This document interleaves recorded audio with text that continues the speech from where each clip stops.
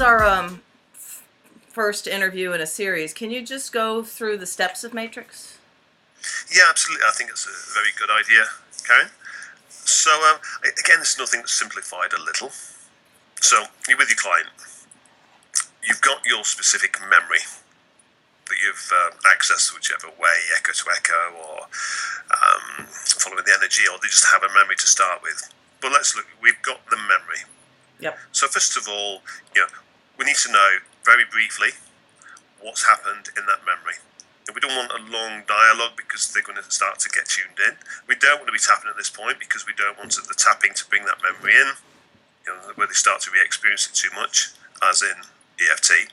So it's just like a sentence like, I was at school and the teacher shouted at me in front of the class. Okay, so we know what it is. That's all we need.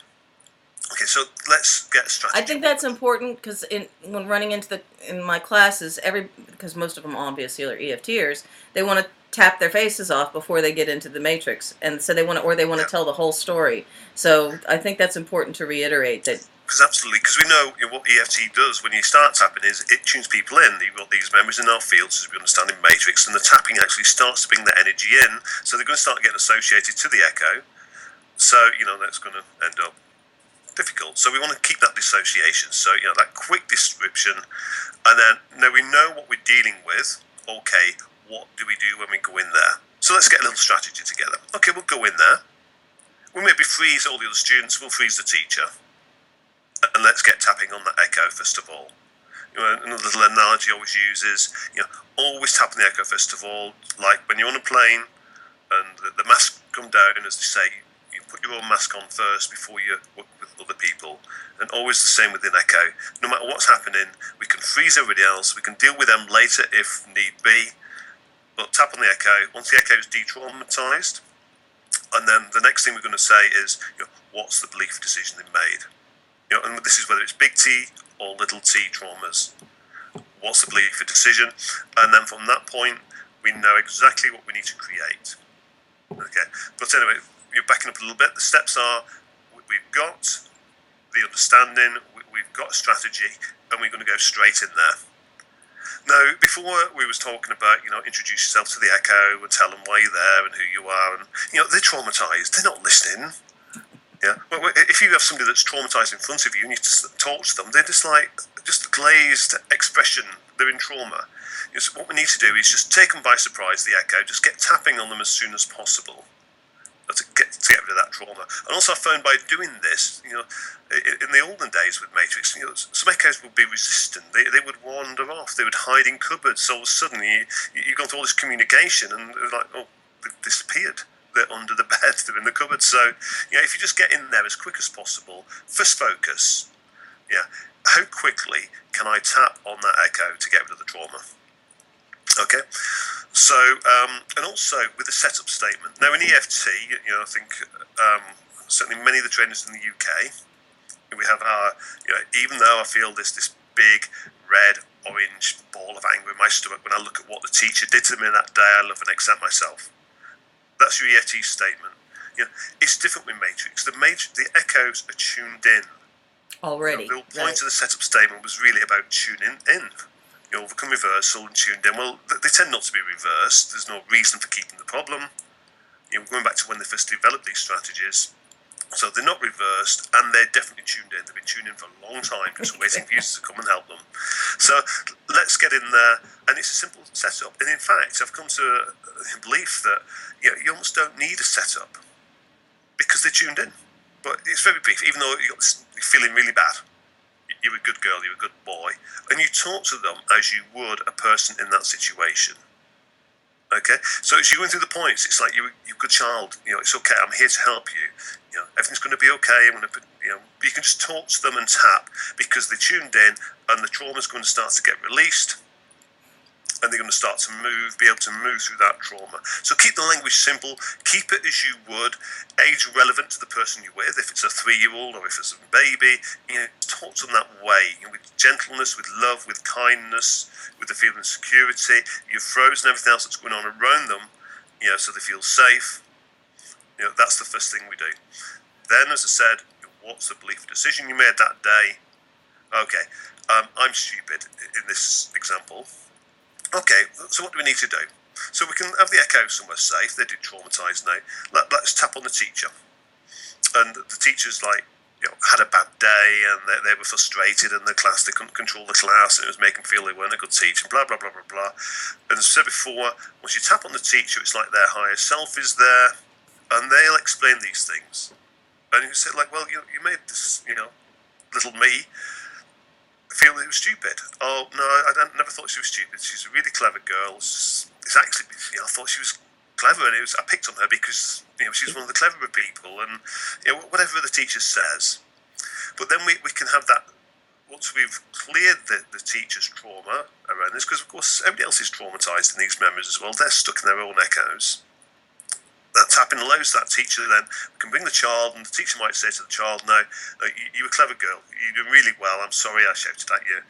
And then if you're working with, in this case, say like a long-term belief of I'm stupid, where this person's run it for 357 memories of being I'm stupid, just getting the understanding, and I understand what you talk about this, that the understanding is so important, and absolutely it is. And I think with these entrenched beliefs with very strong feels, because we repeated them so often, just to get the understanding is not enough. We need to have pictures that say I am clever, if this is the belief in this case, so that we then look at going others to other echoes, echo to echo, to get many echoes that know these pictures and their meaning is I am clever, I can do it, or whatever we need to change. So that's how it's changed a little bit with the steps, the basic matrix steps about how we get in there.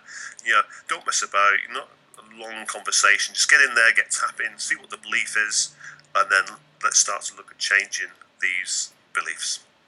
So can you then let's talk a little bit of a recap of what you can and can't change? Okay.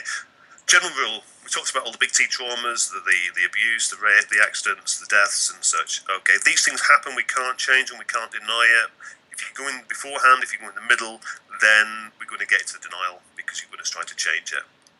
Okay, as I said, the important thing is the trauma, the echo experienced, and the beliefs made.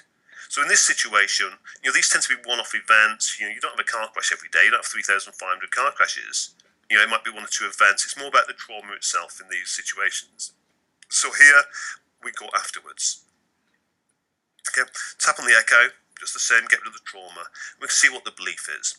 So as an example, if we're looking at, say, sexual abuse. So we've gone to the little girl afterwards. She's all on her own, feeling, in pain and sad, and we've got all the energy. So we can tap on that to resolve that negative energy that the echo is feeling. And then what's the belief decision? Now, if it's powerlessness, then we can look at, okay, what can we do now? Like an example, there was a woman I worked with late last year. She'd gone in the first time to work with a memory of being sexually abused by a next door neighbour. The first time when it was all about the trauma. And she did some standard EFT on this, and a lot of the trauma was resolved. When we went back in the second time, she realised that she wanted to go and confront the attacker because of the belief that she'd made about how she could never be with anybody, and it changed the relationships for her whole life. There was a whole lot of beliefs going on there. So the echo was fine. So we left the echo in a safe place. She went to talk to the perpetrator. Now, again, we tap on the perpetrator. We're not trying to fix them. We're just trying to get that higher self there. And she communicates with the perpetrator. He apologises. He said, I'm so sorry for what I did. I've regretted it, every day from the rest of my life. I regret what happens. I go to prison for 2 years. I was abused as a child myself, and I just couldn't stop myself. And I'm so sorry.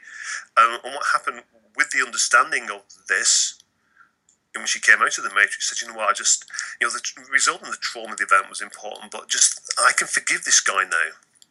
Deep subconscious forgiveness, and that happens on its own. We don't as practitioners push that.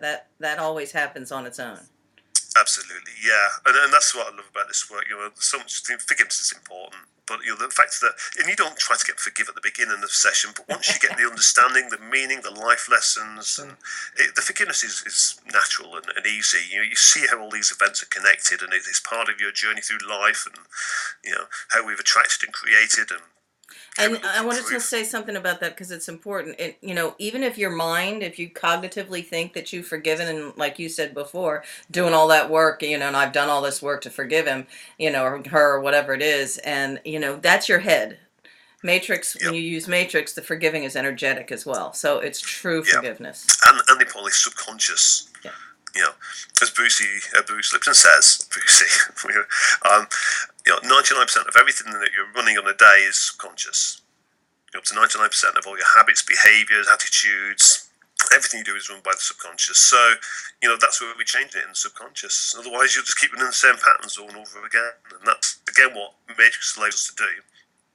And having that balance with Matrix between, the completion of memories, the working with the right side of the brain, as we talked about before, with that creativity to allow this completion, but also then keeping it real when possible and logical. The logical mind is also, Can accept it. we're Yeah. bringing that to the equation that wasn't there when we were originally traumatized.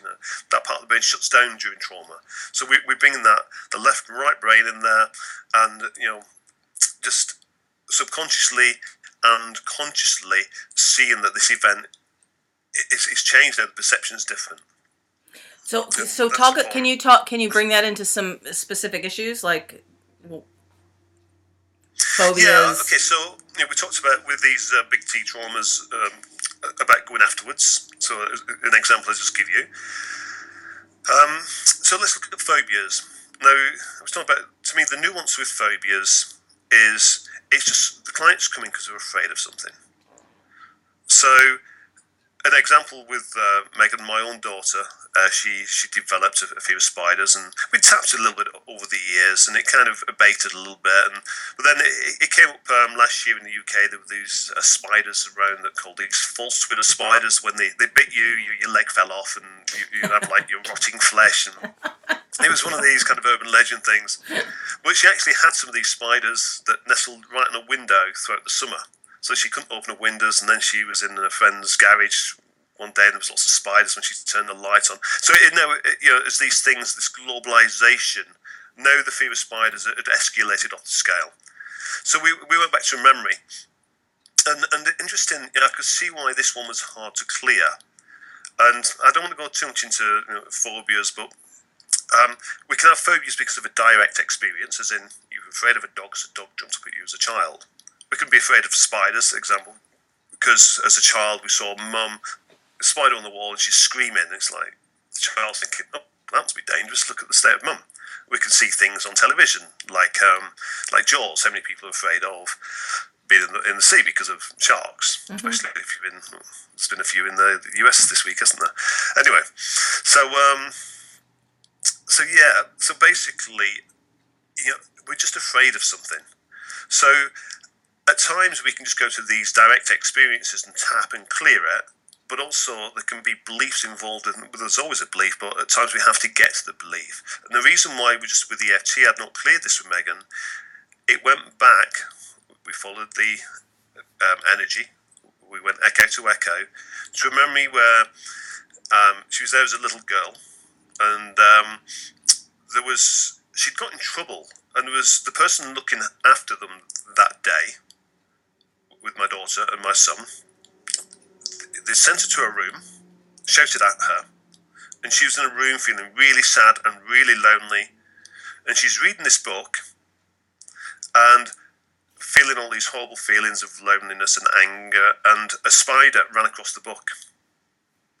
Now, it wasn't so much, it wasn't a traumatic event with the spider running across the book, but it shocked her a little bit. But the subconscious picks up all that and all the meanings of all the other things that's going on about, it's all my fault and nobody loves me and all the beliefs that she was running that day.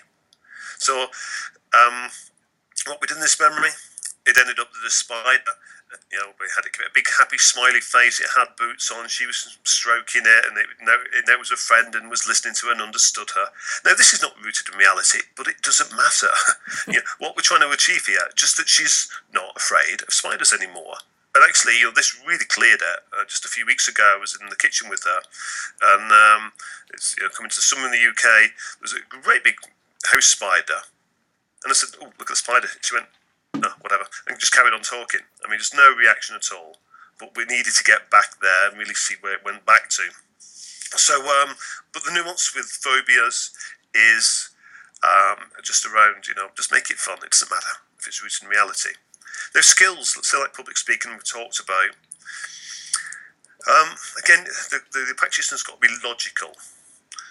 There was an example, there was a German lady that had been on a course.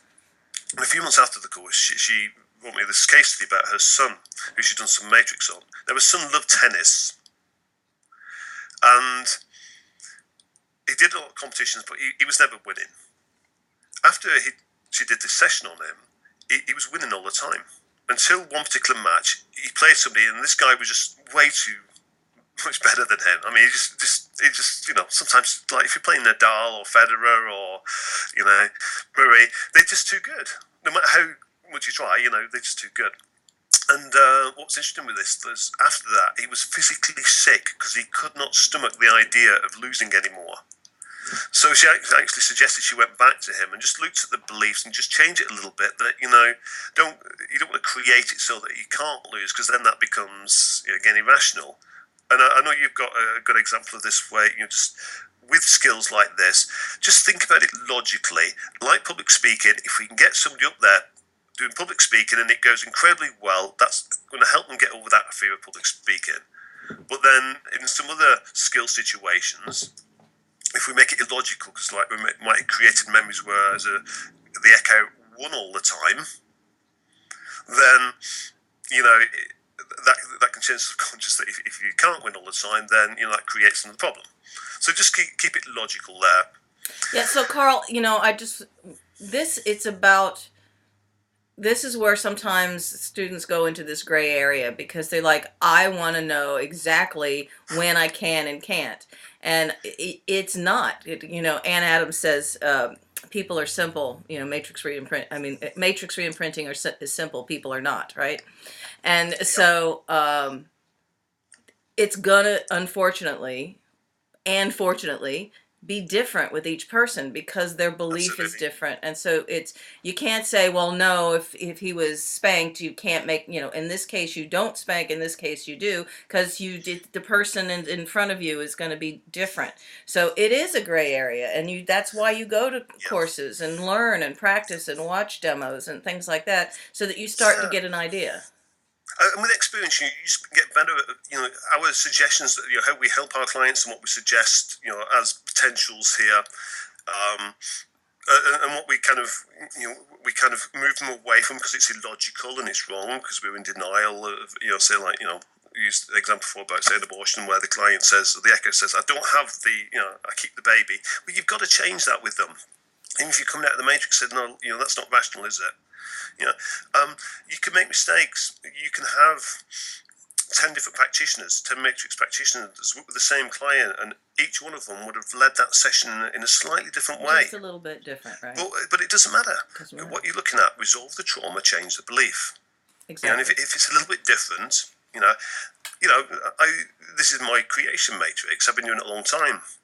I'll tell you how many times I see newbies on my courses do sessions and stand there in the background watching them and listening to them. I think, God, they're better than me already, and it's only day 3.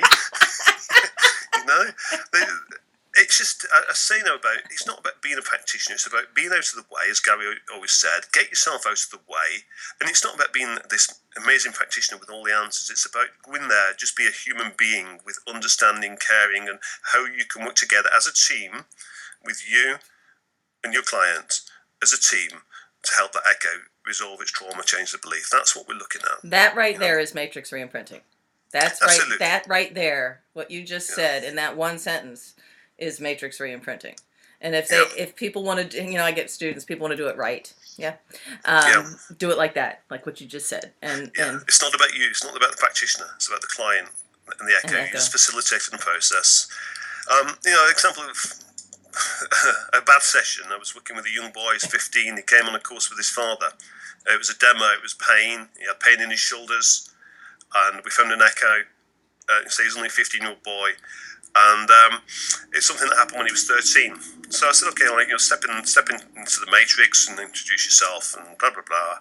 What's happened? He said, oh, I just kicked my echo. He was being stupid, so I just went in there and kicked him. So, I think we might need to come out. So, okay, so what you just did, do you think that's, would you like to be treated like that? Why would you treat your echo like that? And he said, yeah, you're right. I was just going through a crappy time and I just thought he was being stupid. How about go in this time, go in as a friend, go in somebody that understands him, somebody that's there to help him. So we went back into the memory and tapped and completely redid it.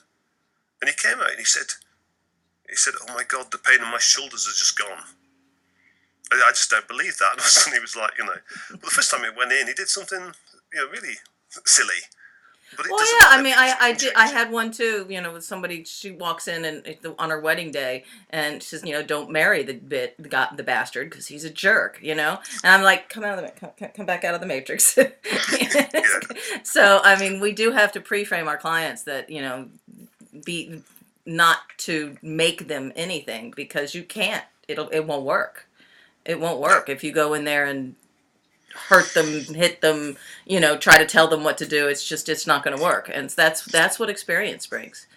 Absolutely, and say you just get better and better, and just as you said, watch people, watch the sessions we have within the Matrix Reimprinting site. That therefore, that's the reason we film those sessions and we put them in there, and why it's so important that our practitioners go through these videos to see a selection of some of our top practitioners around the world. How they work differently. They all work slightly differently. I'm sure, without doubt, you work differently than I do, Karen. But it doesn't matter. It doesn't They'll matter. all be different. And don't think you need years and years of experience before you become good at this. Just Yeah, be there with your client. inherent in the steps in matrix reimprinting, inherent into the process is it's all works out. You don't have, like an EFT, you have to learn and learn and learn and get better and better and better at it to really be good at. With matrix. So, like you said, it's the third day and they're like, oh, wow, Yeah. wow. I mean, I have to do demos all the time, obviously, on my courses. And what I do, I just go into a zone. I go into my heart. I do a little bit of heart math breathing, and I'm just completely zoned out. And I'm just there with the client, and I'm just listening and just helping when I need to, staying out of it when I need to.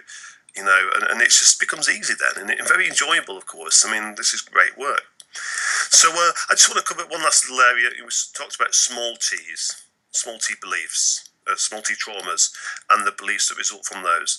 Now, this is an area to me where we're really looking at this completion idea, and this what's the expression that Creative completion or creative imaginative completion? completion depends on Yeah. who's talking. I kind of like the idea of subconscious completion because we are stuck in that memory. In that moment we froze, we made a decision. So some of the belief systems that people have, and this is what I've seen in the EFT world, that a lot of people have done a lot of work, but their beliefs are not changing. They're still in the same old beliefs because yes, you resolve the trauma, but the echo, still in that same situation, still with the same perception. So, some of the beliefs like I'm not good enough, or the world's dangerous, I'm unlovable, I've got to be in control all the time, I'm responsible for people, on and on and on. We can attract, once we've developed these beliefs from childhood, in that pre-6 area, we can keep doing it over and over again, attracting, creating, looking for proof of, reacting, and it gets worse and worse. We get this globalization effect. These problems get bigger and bigger, and the subconscious creates more and more stress. So we keep doing all these things more and more. Now, just go into some memories in childhood, even if you get back to birth and you get back to pre-6 memories, changing those and understanding the belief around this and why you made these decisions. Great, it's important to get that understanding, but if you've got these hundreds and hundreds of memories that are all reinforcing your subconscious belief, just getting the understanding, to me, is not enough. To me, we need to go to, whether it's 10, 15, 20, 25 memories. In the new book with Diana's story, she went to something like 25, 30 memories on her one belief of, when things are going well, I will screw it up for everybody else. Now, she's a completely different woman these days. And it's affected every area of her life. But so did the negative belief. And it took a lot of memories, and bit by bit, it's not all or nothing with these changes. You see what you attract and what you create and how you react becomes different, but it is a process. And until people, realise, especially themselves, because clients invariably don't come to see you saying, "I've got a belief that, that I'm responsible for everything." Say, they don't come with that. They come with the outcome of the belief. The pain of the responsibility in the shoulders, or the anxiety they feel because they're constant. They come with the problem, not the belief. But the understanding that I talk about at times, like say with Megan example, what seems like it should be a simple phobia was actually more complicated than it appears. And that's what Matrix gives us, this ability to go further and further down the rabbit hole and really get to these beliefs, because a lot of the times we need to. So you could work with somebody, say, with relationship problems, and you're going to be going down the rabbit hole a lot about, if they feel they're unlovable, they're not worthy of love. Now, you are getting to the beliefs very quickly here, as in you're going to have to get into the beliefs, and there's a lot of work to do there. But the point being, we need to, go to lots of memories and really go in there, resolve that trauma. We know what the belief is. Okay, now let's change that to the opposite. I'm unlovable. Yeah, I was talking to, actually introducing Matrix Reimprinting to David Feinstein, and he says, well, it sounds like psychological extinction, which is, you believe this, right? As you clear all these other things, that belief becomes extinct, and the opposite becomes true. So you have to, Gary Craig's generalization effect kind of thing. So you do need absolutely, yeah. And a term I used to use a lot, like critical mass. Getting to that, you might stop with the belief 100%, and as you start to change, it comes down and down and down. And then also, as you start to change your perception and the energy you're putting out there, what you attract, the law of attraction is going to change. If it's unlovable, instead of seeing that everywhere and attracting people around you that reinforce that belief of unlovable, these people will fall away, and you'll have new people in your life where think, oh, these people quite like me, and actually I'm quite liking myself a bit more now. So you get that positive reinforcement as you keep working. So it's not all or nothing. It's a process. But this is, to me, this area. If you go to a girl that she's 8 years old, and mum's come home from work and she's angry because she's had a hard day at work, and she shouts at her and says, "Oh, I'm just had enough of you. Get to your room." And you go and tap on the girl, and you tap on mum, and mum says, "You know what? I just had a rough day. It wasn't your fault. I'm really sorry. I do love you." And by tapping on the echo and tapping on mum to bring her higher self there, and it naturally comes to this creative completion, this subconscious completion, that mum's giving her a hug now and saying, "I do love you very much." Now, I can't see what's wrong with changing that memory. There's no big repercussions like there is with changing the big T traumas. There's just now a memory that says, "You know what, I am lovable." And then you go to another one. And of course, we've got the brilliant ability within Matrix to then ask the echo where to go next. And the echo knows where to take you. It knows the big relevant ones. That's my favorite. That is my very favorite. Times, but they seem to know the key events to go to really start to shift that. So, I'm hoping everybody gets to see now, what we're looking at, what we change, what we don't change, but just keep it logical. Think about it yourself. Whenever I do a session, I think afterwards, is that the best way we could have worked with that? Is there something we could have done more? And as I said anyway, that every memory and hopefully the nice thing, you've got to go in at least twice. Yeah. So if you've got to go back and do more, great. Sorry. Yeah, and no, I was gonna say, because like what you said before, there's going to be another session, and one of the things I say on my course is like, you see the 1 minute wonders, one session and everything's clear, and one session and everything's clear. That's not real life. I mean, that happens, and that's what you put on the internet, of course, right? But real life is more than one session. It just absolutely. It's not. Yeah. Matrix Reimprinting is a magic wand, sure, but sometimes you got to wave that magic wand a few times. Absolutely, sometimes it's your one memory, and we all see that. Simple phobia might be just one memory, 15 minutes, and it's done. Like the one doing EFT, But then again, you might be working with somebody with MS or ME that's been suffering for 15 years, and you're working with them for 6 months, you're working for a year, or 2 years even, but they're getting better and better instead of iller and iller. And you'll be working with a whole lot of stuff, including things like secondary gains and dynamics, family patterns, and this is a complicated area. But I think what Matrix does, it allows us to get down as far as we need to go to really get down to these beliefs. It's so important. Another case to that was always a favourite of mine. It was an example with another phobia where it was complicated. That this guy was from Libya, so I always get mixed up between Syria and Libya. He's from Libya. As a young boy, he was sent off to boarding school. Now, we started off with this guy. He was a fear of snakes. Never knew where this fear came from. When we tuned into that feeling of snakes, and we got the energy, and we chased it back, went back to these days in boarding school. He's in the communal baths, and he was also being bullied while he was at boarding school. And a bully had opened the door and threw a little grass snake into the bath. Now, what was interesting was when we went to his echo, the echo wasn't that bothered about the snake at all. But what had happened was he was being bullied. He had no friends there, and he believed that his mother and father had sent him there because they didn't love him anymore. So the snake became symbolic. That's why, over the years he'd done a lot of work with NLP, said the Silver Method, Sedona Method. He'd worked with lots of things. Nothing was touching this phobia. We went in there, the echo picked up the snake, said, "No, it's okay, I'm happy, I can touch it, I'm not a problem. It's just this feeling that nobody loves me, I'm on my own." So we asked him what he needed. And it's an important place to go now about resourcing when we bring people in. He wanted to bring his dad in to understand why his dad didn't love him. So we brought his dad into the Matrix. Wasn't there in the memory originally, of course, but we can bring them in. Higher self is there. We're all existing in this Matrix, so we can bring anybody in at any time. Brings his father in. We tap on him a little bit. Then he asks his father, "Dad, why don't you love me?"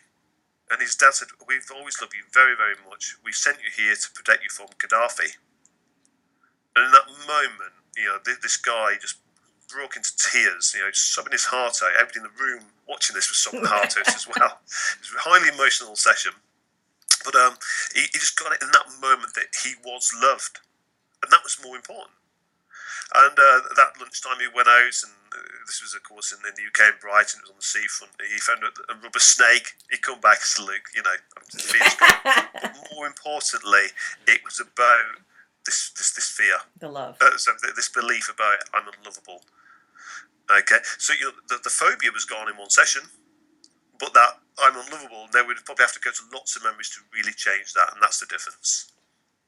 And that's what practitioners need to understand. How deep down the rabbit hole do we need to go to change something? But we have the tools with Matrix to do that. I think one thing that comes up a lot as well is about violence in the Matrix, about to get resolution with violence, and whilst I talked about this in the early days, and I can remember cases of people going in and beating people up, I cannot remember the last time I've facilitated a session where we've needed to go to resort to violence. And I do actually purposely try to veer people away if it's looking like they do want to do something of a violent nature. And I think a lot of that is to do with the fact of not just resolving the echo's trauma and let them just do whatever they want to do. When we do tap on that perpetrator, and we're tapping on them not to help them, we're not trying to surrogately help them, we're doing that just to release that higher self. Right, good. And when we understand and we get the information, and I'd often do this with just the client and the perpetrator, leave the echo, the younger echo, somewhere safe for that time being. We tapped on the echo and they're safe, and we'd go and talk to that perpetrator. And when you get to understand and you get that forgiveness, and then at times you might bring the perpetrator and the echo together, knowing that it's safe to do that now, and the echo is happy to do that, then we don't need to resort to the violence that might have been more, And the violence in my experience is more the client and not the echo. And we always have to pay attention to the echo. So, because if we help the echo, then, and we, like you said, tap with the echo, they're okay. Go tap with the perpetrator if they want to talk and the echo's okay with that, whatever, and they talk in the soul space, or, those are my terms, the higher self or what it is. What happens is it gets resolved, and then the client doesn't want to hurt them anymore. And, Absolutely. because it's usually the client, because the kid doesn't, the kid doesn't want to, they're in trauma. They don't, that's not what I've, in my experience, seen. It's Well, the a lot of the client. time, what we do need to do with the child is self-forgiveness, because, of course, as children, they always think it's their fault. How can a Yes. teacher be wrong? How can a parent be wrong? How can even the rapist be wrong? Especially when Exactly. rapists do things like, they put all the onus on the child. It's their fault. They've made them do this. They're a bad Exactly. child. Right. So yeah, often it is the child needs its own self-forgiveness, and realising that's important. That's important. It always reminds me of that wonderful film Good Will Hunting with. Robin Williams. You remember there was this great scene where Robin Williams is there and saying to Will that it wasn't your fault, and Will just carries on talking. He says it wasn't your fault. And he carries on talking. And he says it wasn't your fault. And he says, stop fucking with me. Don't do that. And he says it wasn't your fault. And then he just bursts out crying. Will. And yeah, just in that moment when I watched that, brilliant film, wasn't it? One of my favourites. And that realisation, yeah, of course, you always think it was your fault. I think in that case, he was being abused. His foster parents was putting out cigarettes on him, but he still thought it was his fault. And So, you can't hugely convince. important. Your job is, as a practitioner, is not to convince. And that goes to EFT too. Your job is not to convince, because it all happens by itself in the matrix. When you take them through it, it happens without us even trying. I mean, we as practitioners know where we're going, but we're not pushing it. We just wait. It happens by itself, and that's what's the brilliance in matrix. Just allowing that natural completion, and it's so special. So so back to the Big T events. We've got one of our wonderful trainers, Ayuka, in Japan, who's with a government project to help people who went through the tsunami. Now, she's not in all these people and making the tsunami not happen. It happened. But each one of them was traumatised. Yes.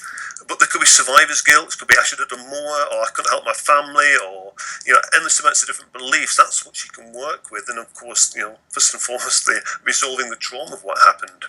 So that's what we're looking at with Big T traumas. Go afterwards. First thing, get in there, deal with that trauma of the echo. Once the echo is de-traumatized, what's the belief decision made?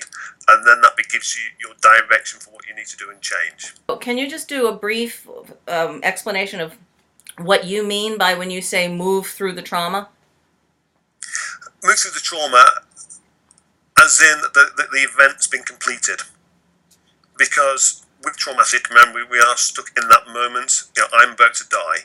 That's what we remember subconsciously. So when I'm talking about the tapping facilitates by,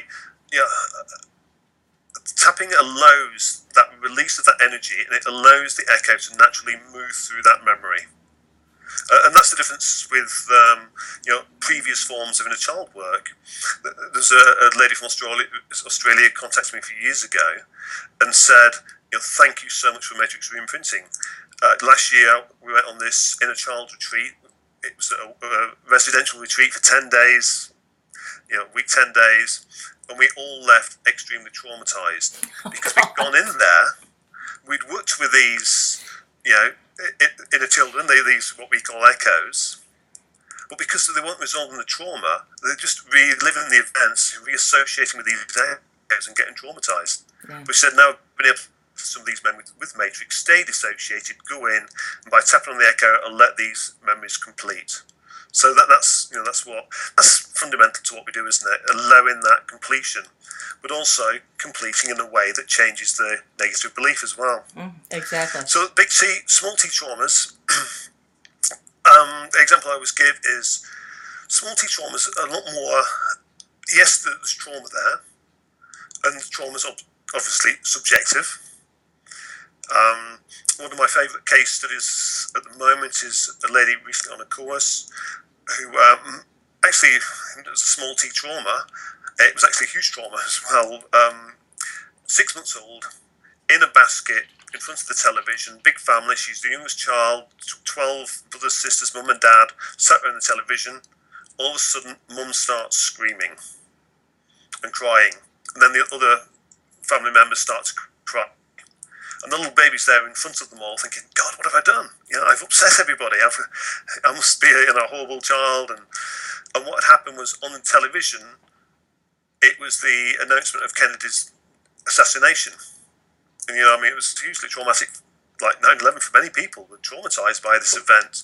But in that moment, that little girl takes on this belief, I'm responsible for everybody's happiness, it's all my fault, or whatever the belief is. And Carl, I think that's important, and Dr. Bob Scare says that is, we call it big T trauma and little T trauma, but anything could be a big T trauma to somebody else depending on their circumstances. So that's why it's so important to, it's whoever the client is, because your mother can look at you funny in the kitchen, and that could be a big T trauma depending on your degree of helplessness. So I just wanted to put that in because we have to. Absolutely. And we tend to say that the small T traumas because they've not got the huge big car crashes or deaths and mug-ins but subjectively they're just as traumatic really.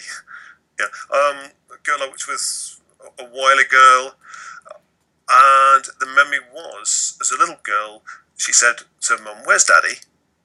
Said, "Oh, he's out in his shed in his garage doing his thing." So she went toddling off down there. Little girl, 3 years old. She saw all these flashing lights coming out of the window. So excited, she opened the door, and Daddy turned and shouted at her, "Get out of here! It's dangerous!"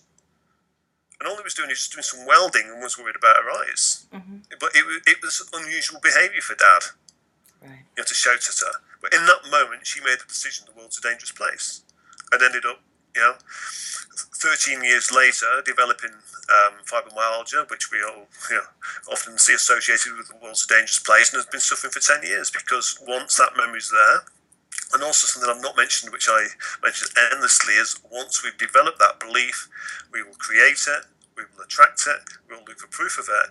Oh, yeah. So how we react in any given situation, and we globalise these things. So as we go through our years, it gets worse and worse and worse and worse. Exactly. So that you create more and more stress. Proving our eventually, belief. of course, the body's going to change, and mental and physical disease as a result. So, Carl, I could talk to you for hours and have before, but I'd like to make sure that we put these into, individual talks so that people have the opportunity to space them out a little bit.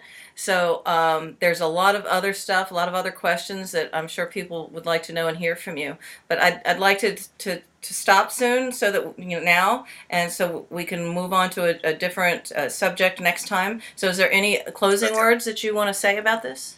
On today's no, just please do look out for these videos of the practitioners. They'll be available freely. I think I'll send them out with newsletters and such. They'll be available within the Matrix website.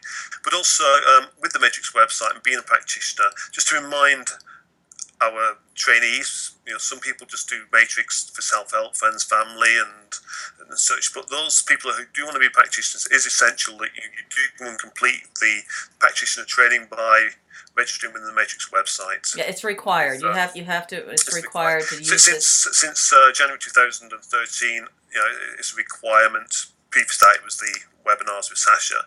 But if you are a Matrix practitioner, please do register because it's important that we all keep up to date and be the best practitioners we can. Yeah, it changes. It keeps improving. And the great thing about you, Carl, is as things come to light, you shift and the stuff that you've been doing. The difference between the first book and the second book, for instance, is just and this is gonna keep growing. And people come on my courses and they're like, "Well, that's a little different from the first book." I'm like, "Did you read the second book?" And even even the difference there is because you allow it to blossom, and it doesn't. There's still basics, of course, but you allow it to blossom, and I think that only helps us as practitioners to help others. And so I think it's very important that people keep moving on and listen to the things that you find, and you also listen to your trainers and practitioners and clients, and you find ways. Oh, absolutely. That's key. I've got in excess of 20 great trainers around the world now, and each and every one, like yourself, and I better not start mentioning names. I'll have to go through everybody. Yes, you will. but like yourself, Karen, huge amount of experience, which and I do listen to you guys, absolutely. And so between that and of course, I've trained the Matrix course now over 100 times around the world. I learn so much from the people who come to study with me. So things will evolve. To me, it's not. Don't we as practitioners as well? They think, he's going to keep changing it all the time. No, the basics. The basics don't change. The basics, it's even becoming simpler. Yeah. It's just how far we can take it, and some of these, understandings like the future work we do, and just the bits around it that just make it more effective, and the understandings we have. I think that's what's changing. That we can all become better practitioners and help our clients more. That's ultimately what it's all about. Absolutely. So, thank you for this hour we spent, and we'll look forward to the next one. Alrighty. Thanks, Karl, so much. Thank you.